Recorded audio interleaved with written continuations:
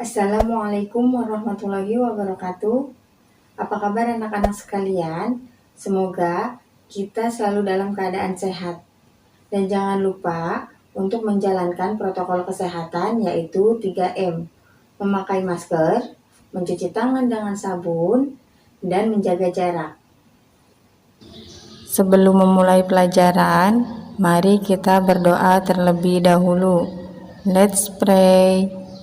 A'udzu billahi minasyaitonir rajim.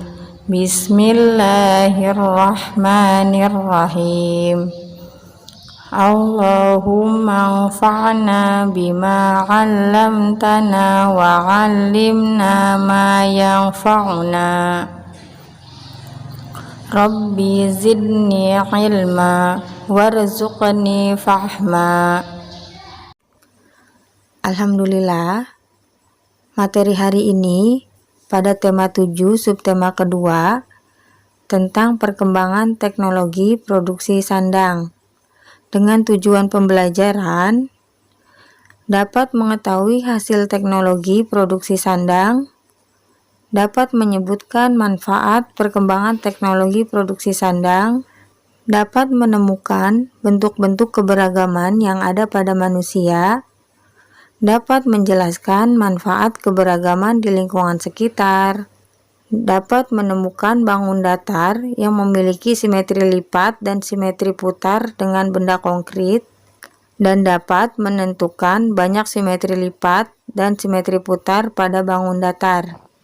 Sebelum kita ke materi, Bu Desi mau bertanya nih, apakah kalian tahu terbuat dari apa sih pakaian orang-orang pada zaman dahulu? Lalu, bagaimana ya proses pembuatan pakaian sehingga sampai ke tangan kita? Atau pernahkah kalian bertanya kepada orang tua tentang bahan apa saja yang digunakan untuk membuat pakaian sehingga bisa nyaman kita pakai? Sebelum kita membahas semuanya, kita harus memahami bahwa pakaian termasuk sandang. Apa sih sandang itu? Sandang adalah pakaian yang diperlukan manusia sebagai makhluk yang berbudaya. Pakaian merupakan salah satu kebutuhan primer manusia.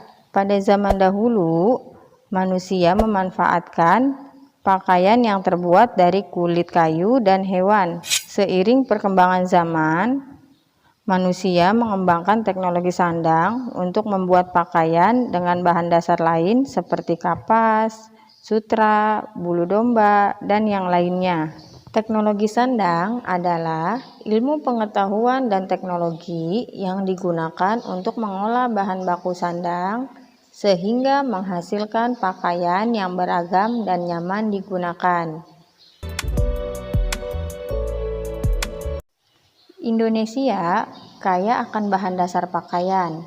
Ada serat alami yang berasal dari kapas, daun, kayu, batang pohon, kepompong ulat sutra, dan bulu domba. Ada juga bahan dasar berupa serat buatan seperti nilon. Dahulu, bahan dasar pakaian diolah dengan cara sederhana, seperti daun dijemur hingga kering, kayu dipukul-pukul hingga tipis, kulit hewan direndam dan dikeringkan, dan semua diolah menjadi pakaian. Akan tetapi, saat ini bahan dasar pakaian diolah dengan cara modern. Bahan dasar diolah menjadi serat, kemudian serat dipintal menjadi benang, benang ditenun menjadi kain, dan semuanya dilakukan dengan mesin yang canggih. Cara mengolah kain menjadi pakaian juga semakin maju.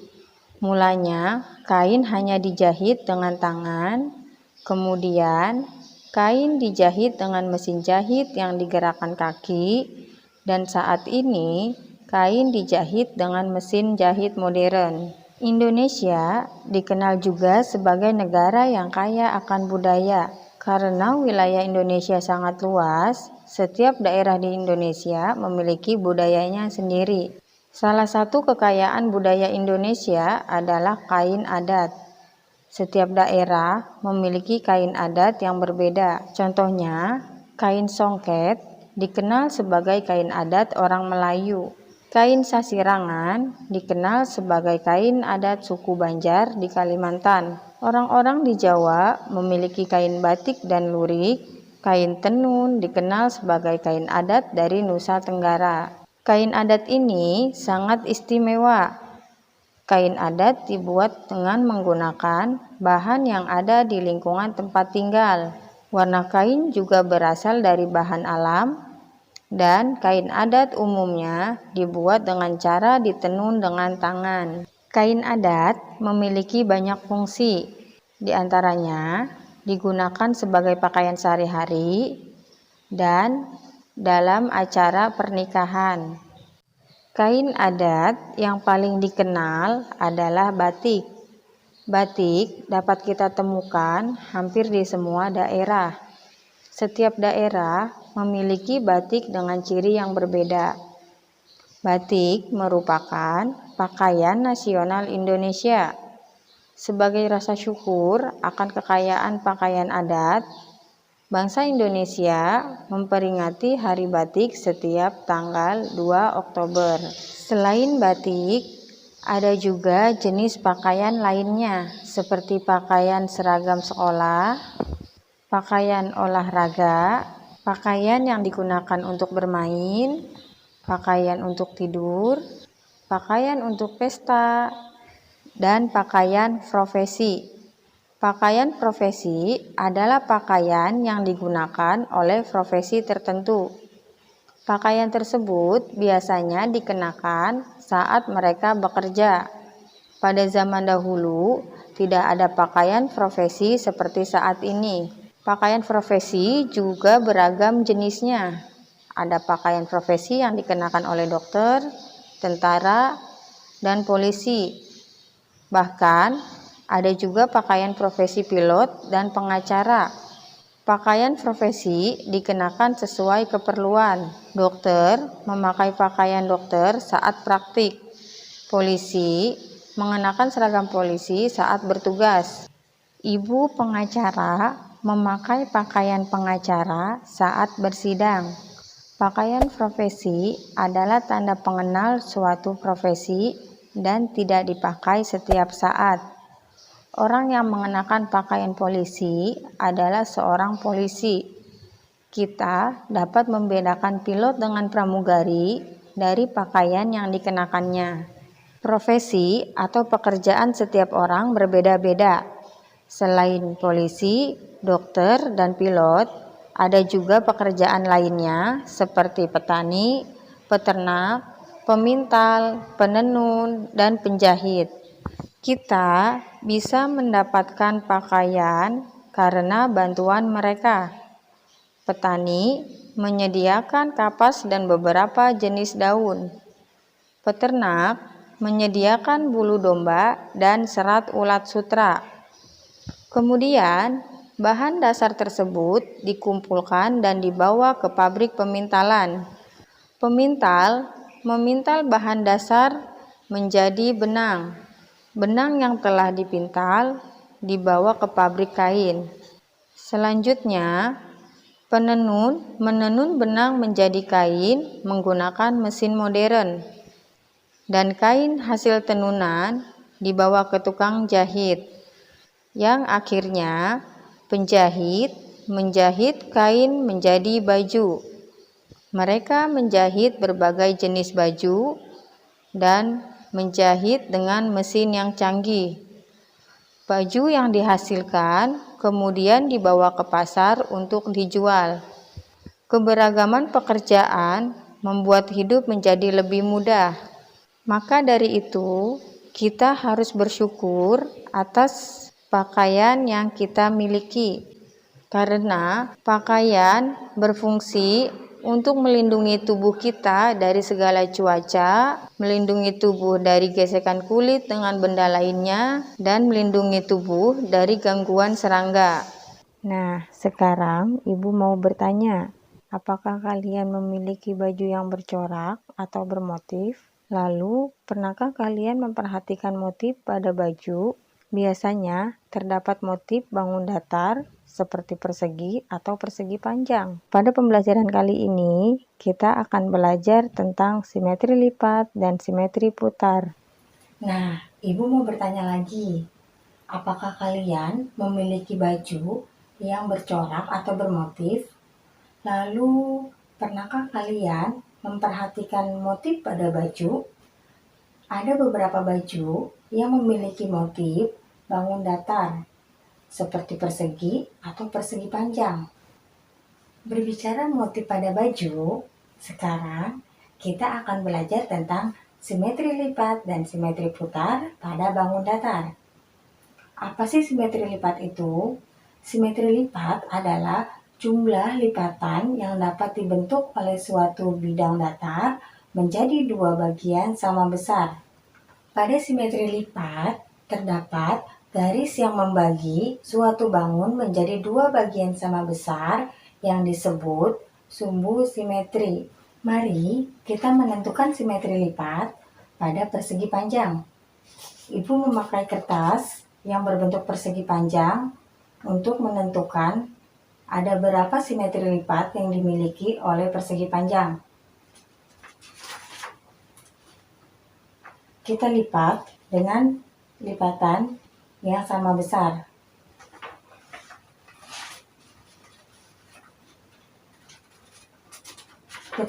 Kita lipat secara vertikal. Maka, dua bagian ini saling menutupi. Kemudian, kita lipat secara horizontal.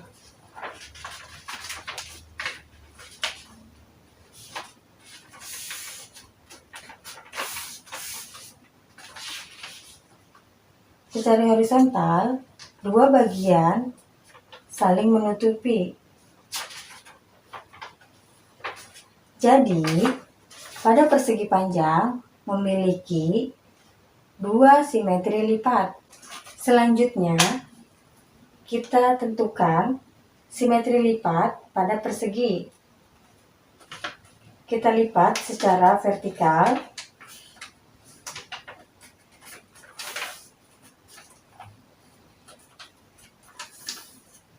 Apakah dua bagian saling menutupi? Ya, dua bagian saling menutupi. Lalu, kita lipat secara horizontal.